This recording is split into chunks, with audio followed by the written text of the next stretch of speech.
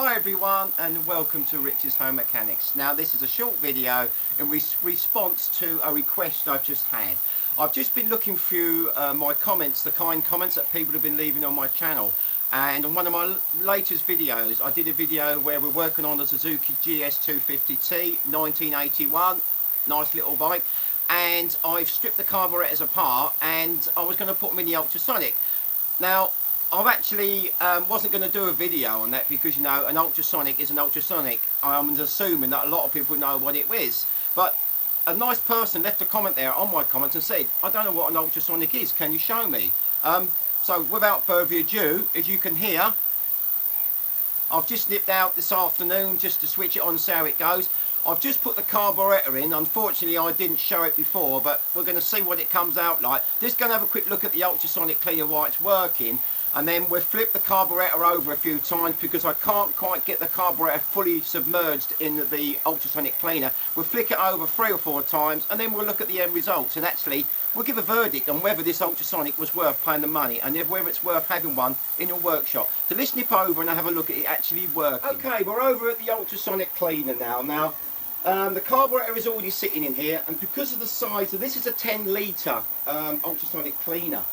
Because of the size of the carburetor, I've put the actual body together of the carburetor into the ultrasonic cleaner, and it just doesn't quite submerge. So what I'm going to do is we're going to do 20 minutes, take it out, turn it over, 20 minutes, take it out, turn it over 3 or 4 times, and then by doing that it will actually clean the whole of the carburetor body.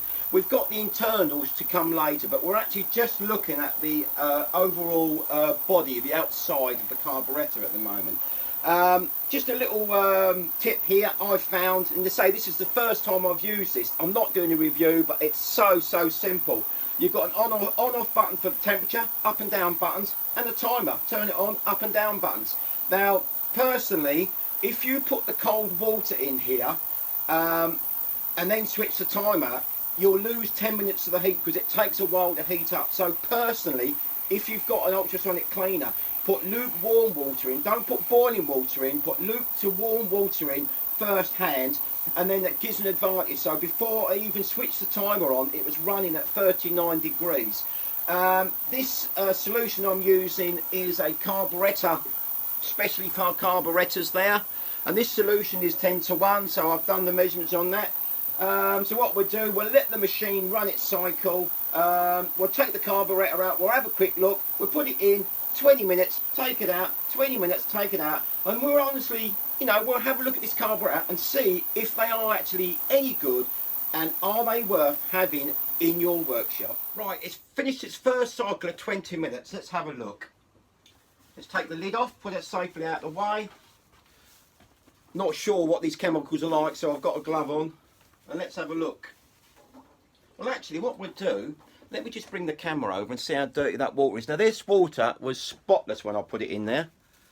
Can you see that? Now this water is really hot. Not looking too bad. So we're going to flick that over like so. So you can see that doesn't quite submerge. I wasn't going to risk filling over the water line there, but it's not quite, but it's not a problem. Now it's as simple as this. Let's just put the camera back. Yep, perfect. Just take the glove off.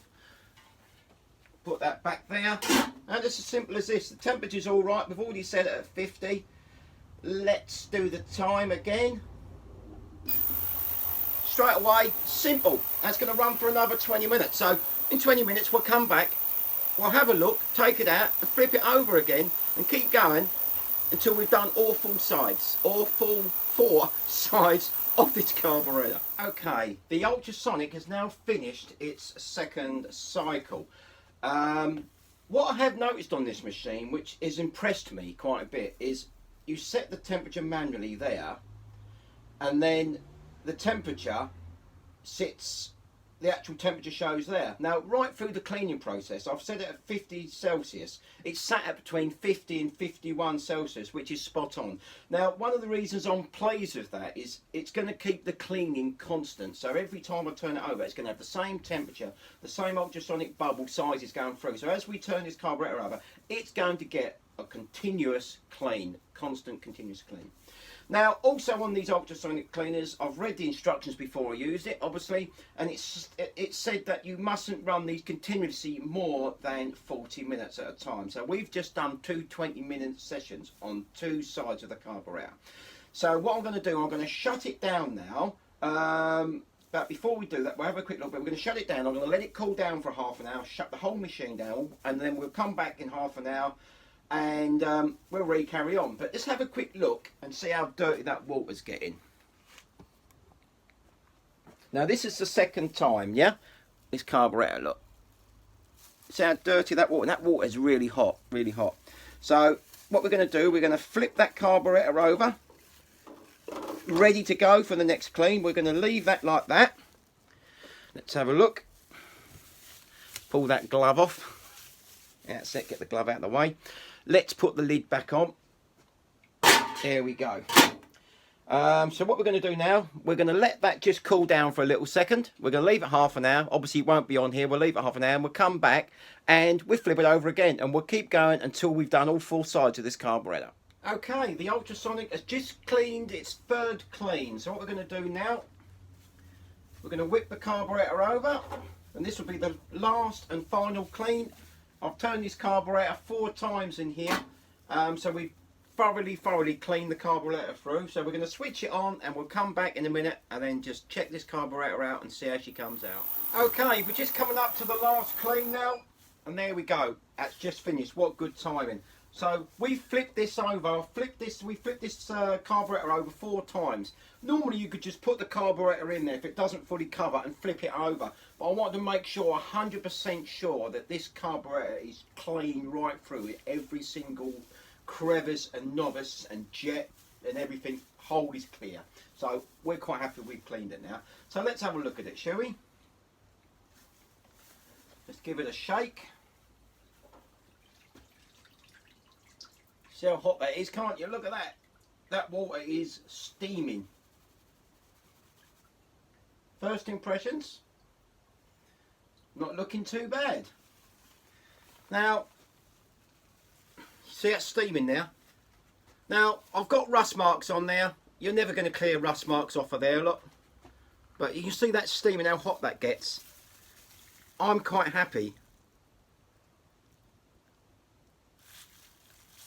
that is cleaned that. Nice job. Job done.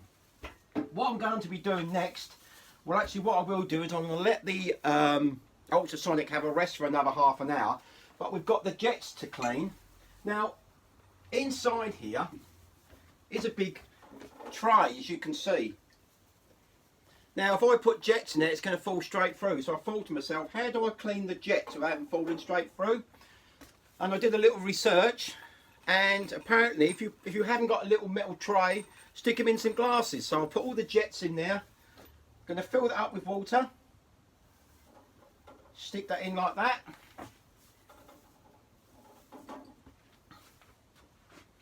I will also stick the float bowls and the tops of the carburetor in.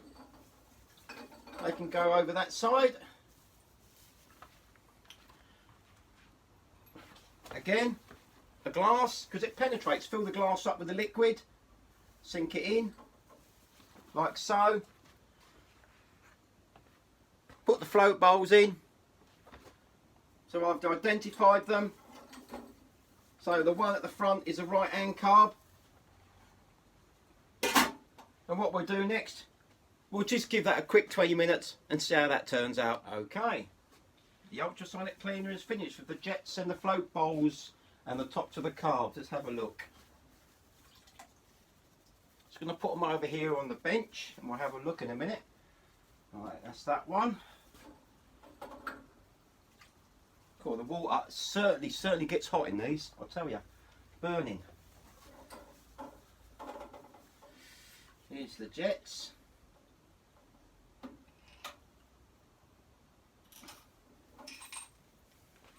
We'll tip them out. Out of the way. We'll have a float carburetor top. float bowl. Cool, tell you what, this water is steaming. Empty the glasses.